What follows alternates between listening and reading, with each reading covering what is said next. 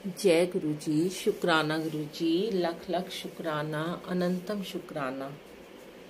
संगत जी, गुरु जी के सामने बैठकर जो भी गुरु जी बुलवाएं, मालिक की मर्जी वही शेयर करेंगे, क्योंकि गुरु जी खुद जिह्वा पर विराजमान होकर ही सत्संग शेयर करवाते हैं।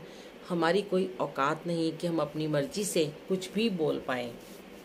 संगत जी, आज कुछ संगत जी के बहुत सारे प्रश्न आते हैं जिनके उत्तर गुरु जी के सामने बैठकर कोशिश करते हैं कि शायद दे पाएं, पर वो भी गुरु जी ही जो बुलवाएंगे वही हम बोल पाएंगे। क्योंकि जो भी नई संगत है वह बहुत ही ब्लेस्ड है, पर कहीं ना कहीं बहुत ज्यादा परेशान भी हैं। ऐसे ही कभी मैं भी इन प्रश्नों के सवालों के जवाब ढूंढा करती थी कि कोई तो हो जो मुझे ज्यादा से ज्यादा गुरु जी के बारे में बताए, पर कोई मिलता ही नहीं था। नए पुराने का भेद नहीं पता था। फिर धीरे धीरे गुरु जी ने सत्संग में भेजना शुरू किया। बड़े मंदिर बुलाने लगे, सेवा करवाने लगे। अमृत वेला तो शुरू से ही मैं करती थी। गुरुद्वारे बंगला साहब की फॉलोअर्स थी, अभी भी हूँ। सिमरन साधना करवाते रहे बाबा जी, श्री गुरु नानक देव जी। फिर जब अचानक गुरु जी से हमारा समय आया मिलने का, तो गुरु जी स्वप्न में दर्शन देने लगे। कभी कोई भगवान, कोई भी परमात्मा स्वप्न में नहीं आते थे। हाँ, शिव जी के सपने जरूर आते थे, नाग देवता के आते थे। शायद ये हमारे प्रारब्ध के कर्म ही थे जो गुरु जी कभी कभी 15 दिन में दर्शन देकर कहते या हफ्ते में कहते। स्वप्न में गुरु जी के दर्शन मतलब साक्षात गुरु जी के दिव्य दर्शन।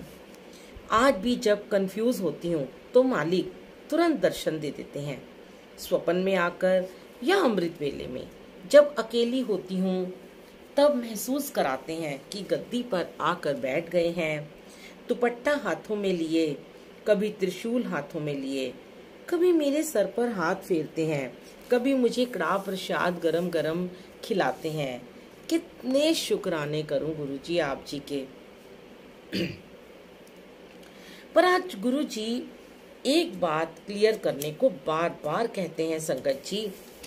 जब संगत जी हम जैसों से पूछते हैं कि गुरु जी ने हमें उनके बारे में क्या कोई मैसेज दिया है, संगत जी ऐसा कभी नहीं होता।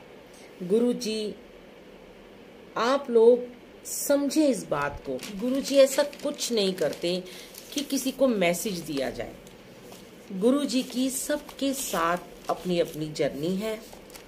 जब गुरु जी कहते हैं कि उन तक पहुंचने के लिए किसी भी मीडिएटर की जरूरत नहीं है, डायरेक्ट कनेक्शन करो, तो फिर हमें या किसी और को गुरु जी कैसे कोई मैसेज दे सकते हैं। अगर गुरु जी कभी किसी को कोई विजन दिखाते भी हैं या कोई इंसान या कोई जगह दिखाते हैं, तो इसका हरगिज यह मतलब नहीं होता कि हम मैसेंजर बन जाएं।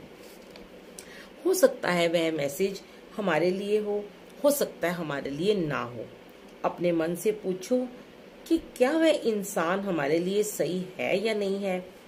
कभी कभी गुरु जी हमारे कर्म कटवाने के लिए भी किसी को कुछ समय के लिए हमसे मिलवाते हैं और फिर अचानक दूर कर देते हैं, या हमें उनका सपना दिखाते हैं।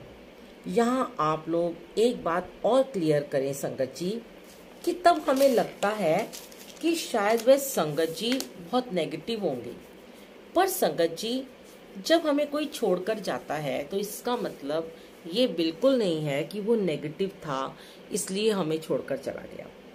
गुरु जी धीरे धीरे हमारे भी डाउट क्लियर करते हैं, मेरे भी किए, कि नेगेटिव पॉजिटिव कुछ नहीं होता, ये हमारी ही बनाई हुई सोच है।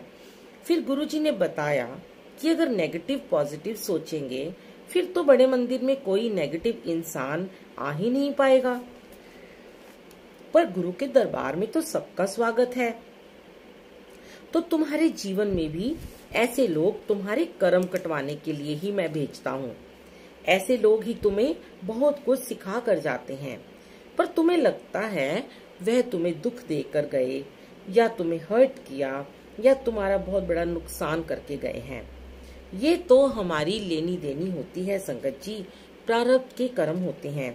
जब आपको कोई बहुत बड़ी ब्लेसिंग देकर जाता है तो आप उसे पॉजिटिव समझ लेते हैं। वो इसलिए कि आपने प्रारब्ध में उनके साथ शायद कुछ अच्छा किया होगा, और अगर कुछ गलत हुआ तो वो इंसान नेगेटिव लगने लगता है। संगत जी, तब ये सोचें कि आपने भी प्रारब्ध में उनके साथ कुछ गलत जरूर किया होगा जो आज हमें भुगतना पड़ा। इसलिए नेगेटिव पॉजिटिव कुछ नहीं होता। यहाँ गुरुजी विराजमान होते हैं, वहां सब ठीक होता है, वहां ब्लेसिंग ही ब्लेसिंग होती है। कोई आपको अगर प्यार करता है तो वह आपकी सूरत से प्यार नहीं करता। कई बारी बहुत पहले गुरुजी सिर्फ ऑडियो सत्संग ही करवा रहे थे। अभी कुछ टाइम से गुरुजी ने 1 साल से लाइव सत्संग में फेस दिखाना शुरू करवा दिया। समय समय पर गुरुजी कहते हैं ऑडियो सत्संग करो। तो इससे आपके चेहरे से कोई प्यार नहीं करता, वो सिर्फ आपके विचारों से, आपकी वाणी से प्यार करता है। जिस वाणी से आप अपने प्यारे प्रियतम का, अपने गुरुजी का गुणगान करते हैं, जैसे उदाहरण के तौर पर कि जिन्हें गुरुजी पसंद नहीं,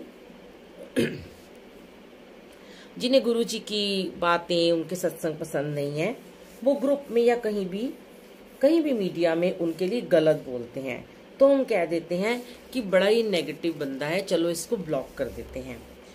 जो गुरुजी की तारीफ करते हैं, सत्संग सुनाते हैं, तो वो हमें अच्छे और प्रिय लगते हैं। हम फिर उनके पीछे चल देते हैं, क्योंकि अच्छाई के पीछे चलना सबको अच्छा ही लगता है, बुराई किसी को नहीं भाती।